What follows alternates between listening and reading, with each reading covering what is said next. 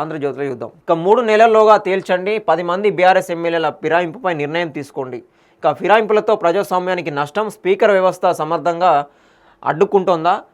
ఈ విషయాన్ని పార్లమెంటు సమీక్షించాలి. న్యాయ సమీక్షకు లోబడే స్పీకర్ నిర్ణయాధికారం. అనర్హత పిటిషన్లు సమర్పించి 7 నెలలైన స్పీకర్ నోటీసులు ఇవ్వకపోవడం ఏమిటి? హైకోర్టు సింగిల్ జడ్జి తీర్పులో జోక్యం, డివిజన్ బెంచ్ తప్పిదం.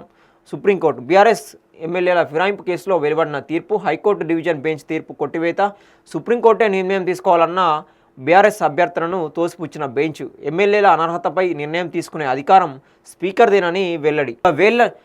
వేళ్ళన్నీ కేసీఆర్ వైపే, వ్యవస్థలను నిర్వీర్యం చేయడం వల్లే మేడిగడ్డ కుంగింది. ఎలాంటి పరీక్షలు లేకుండానే నిర్మాణ స్థలాల ఎంపిక, బ్యారేజీలో నీటి నిల్వ నిర్ణయము కేసీఆర్దే. ప్రభుత్వానికి జస్టిస్ పీసీ ఘోష్ కమిషన్ నివేదిక, 650కి పైగా పేజీలతో రూపొందించిన కమిషన్.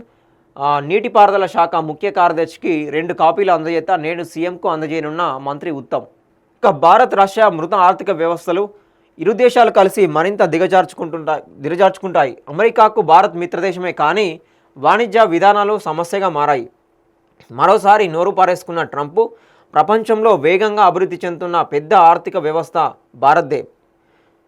ట్రంప్ చెప్పింది వాస్తవమే. ఆర్థిక వ్యవస్థను ప్రధాని మోదీ చంపేశారు. రాహుల్ గాంధీ ట్రంప్ డెడ్ హ్యాండ్ను గుర్తు చేసుకోవాలి. రష్యా మాజీ అధ్యక్షుడు మెద్వెదేవ్ పరోక్ష హెచ్చరిక.